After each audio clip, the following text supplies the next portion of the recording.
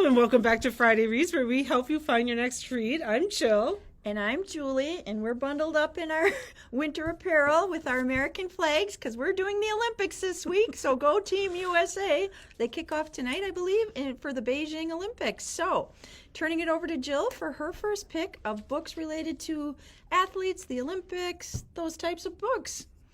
My first one is Ice Skating. This is a nonfiction book. It's called Finding the Edge by Chen. Figure skating icon and U.S. national champion Chen tells the amazing story of her rise to the top, featuring never-before-seen photos and behind-the-scenes details of her journey on and off the ice.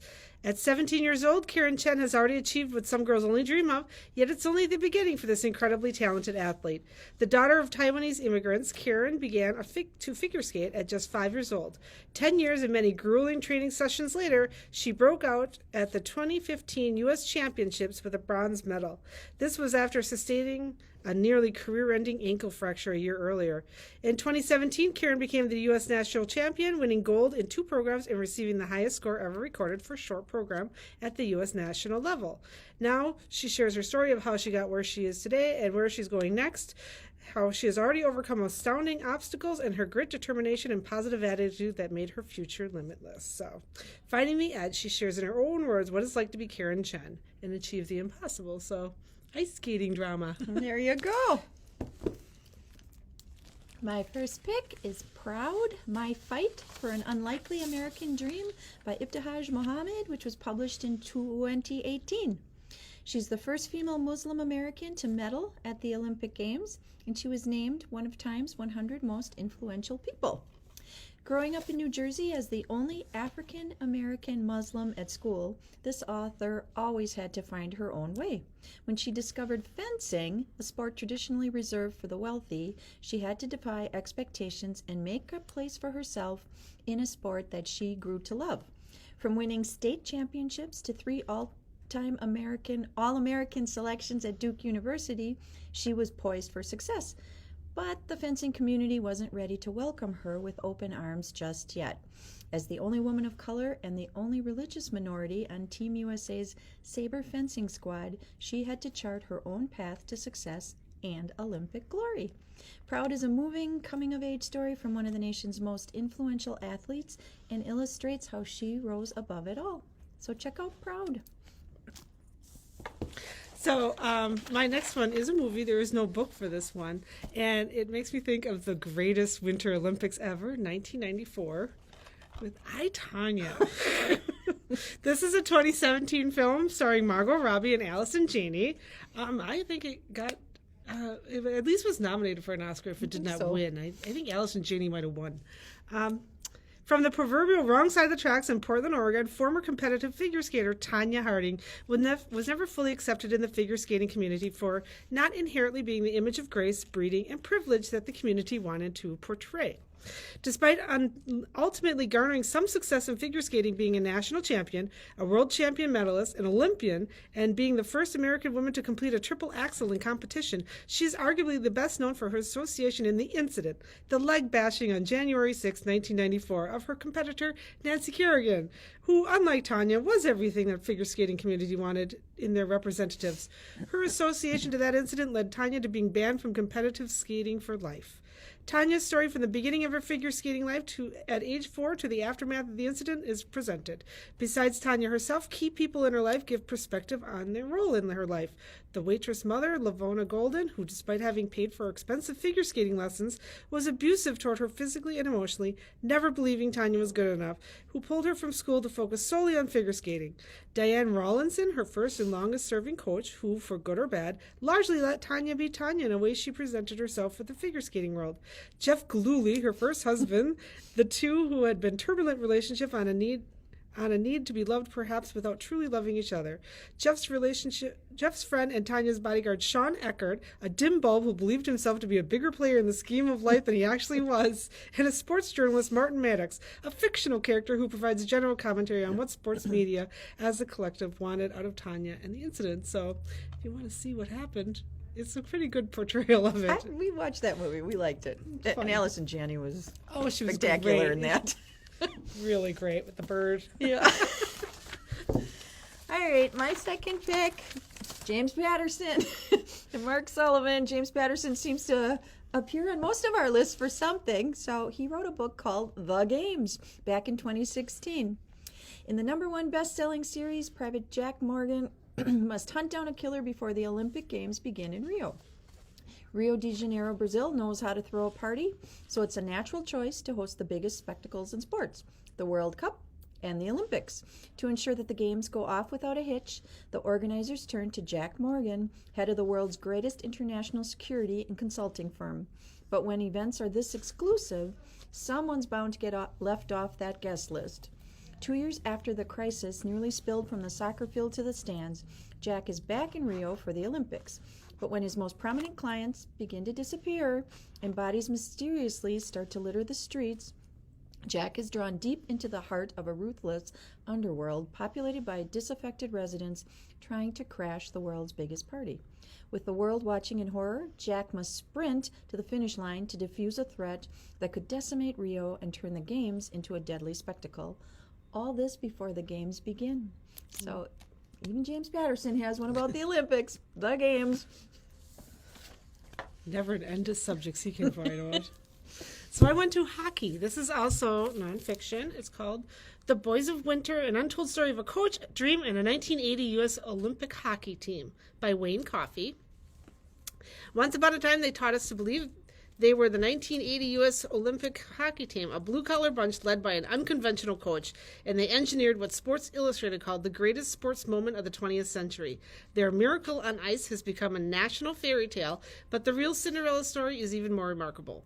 Wayne Coffey casts a fresh eye on this seminal sporting event, giving readers an ice-level view of the amateurs who took on the Russian hockey juggernaut at the height of the Cold War. He details the unusual chemistry of the Americans formulated by their fiercely determined coach, Herb Brooks, and seamlessly weaves portraits of the boys with fluid action of the game itself.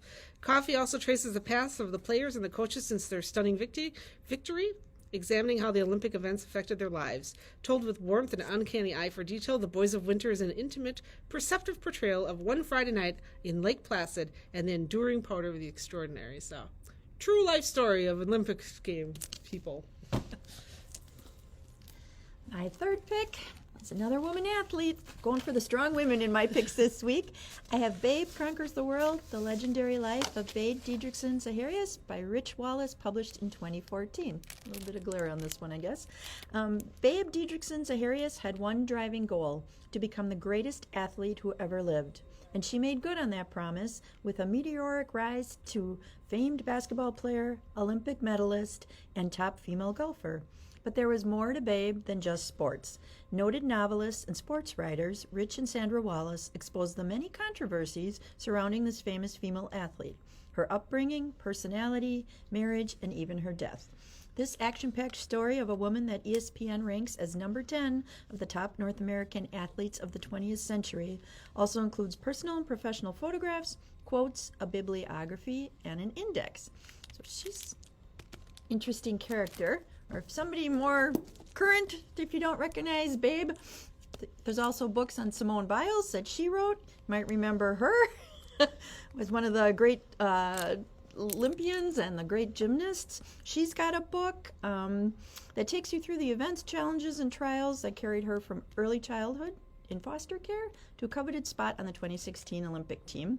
She tells details of her inspiring personal story, one that's filled with daily acts of courage that led her and can lead you to the most unlikely of your dreams. So there's quite a few in the biography section of athletes, past and present. They really have to start young, I think, Oh, to get to the Olympic level. Wow. Oh, no kidding. So I'm still on hockey. This one is fiction. It's by Frederick Bachman, who has quite a few books. And this is not one of my favorites, to be honest, but it does have hockey in it. It's called Beartown. It was one of my favorites. I think it has a second book, too. It does. People say Beartown is finished, a tiny community nestled deep in the forest. It is slowly losing ground to the ever-encroaching trees. But down by the lake stands an old ice rink built generations ago by the working men who founded this town. And in that ice rink is the reason people in Beartown believe tomorrow will be better than today. Their junior ice hockey team is about to compete in the national semifinals, and they actually have a shot at winning. All the hopes and dreams of this place now rest on the shoulders of a handful of teenage boys. Sounds like trouble. Being responsible for the hopes of the entire town is a heavy burden, and the semifinal match is a catalyst for a violent act that will leave a young girl traumatized in a town in turmoil. Accusations are made, and like ripples in a pond, they travel through all of Beartown, leaving no resident unaffected. Beartown explores the hopes that bring a small community together, the secrets that tear it apart, and the courage it takes for an individual to go against the grain. In the story of a small forest town, Frederick Buckman has found the entire world. So I do like him as a writer. Yeah, I do too. And I like that book.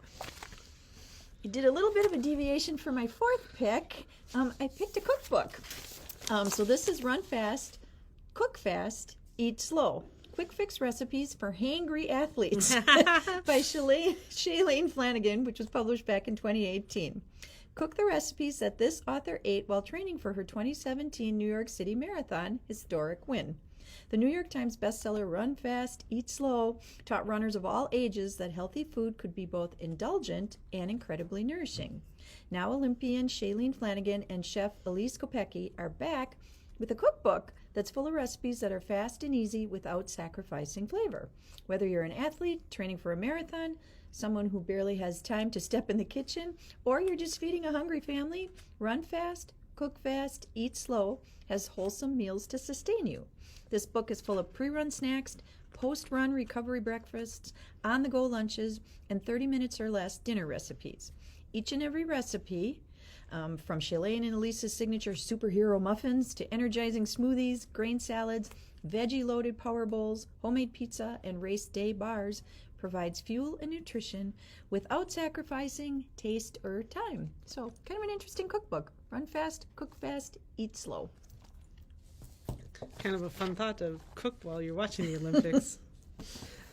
So now I'm going on to skiing. One by One by Ruth Ware. Getting snowed in at a beautiful rustic mountain chalet doesn't sound like the worst problem in the world, especially when there's a breathtaking vista, a cozy fire, and company to keep you warm. But what happens when that company is 8 of your coworkers and you can't trust any of them? When an off-site company retreat meant to promote mindfulness and collaboration goes utterly wrong when an avalanche hits, the corporate food chain becomes irrelevant, and survival trumps togetherness. Come Monday morning, how many members short will the team be? The #1 New York Times bestselling author of Turn the Key and In the Dark Wood returns with a suspenseful thriller set on a snow-covered mountain. So, yeah, a ski resort thriller. I didn't read that one of hers. Did you read that one? No. She writes a lot of good thrillers. Yeah, I've read some of her other ones, but I haven't read that one. All right, and my last pick is kind of says it all. It's The Games, A Global History of the Olympics by David Goldblatt. This was published back in 2018. It's best-selling sports writer David Goldblatt's sweeping definitive history of our modern Olympics. He brilliantly traces their history from the reinvention of the Games in Athens in 1896 to Rio in 2016, revealing how the Olympics developed into a global colossus and highlighting how they have been buffeted by and affected by both domestic and international conflicts. Along the way, he reveals the origins of beloved Olympic traditions, the winners' medals, the torch relay, the symbolism of the eternal flame, and popular events such as gymnastics, skiing like Jill just mentioned, marathons, and he delivers memorable portraits of Olympic icons in this book also, from Jesse Owens to Nadia Comaneci, the Dream Team to Usain Bolt. So kind of an all-encompassing The Games. Like I said, published a few years ago, 2018, but sounded like an interesting read if you're interested in learning more about the Olympics. Yeah, get a good background on what it's all about. Well, we hope we gave you some ideas of what to read next, and we're rooting for you, USA. Like, share, comment. We always like to hear from you. Don't know how many of you are going to dive into our Olympic picks, but we thought with the Beijing Olympics starting, it would be fun to do some Friday reads featuring Olympics, athletics, sports. So thank you for watching, and until next time, bye-bye. Bye.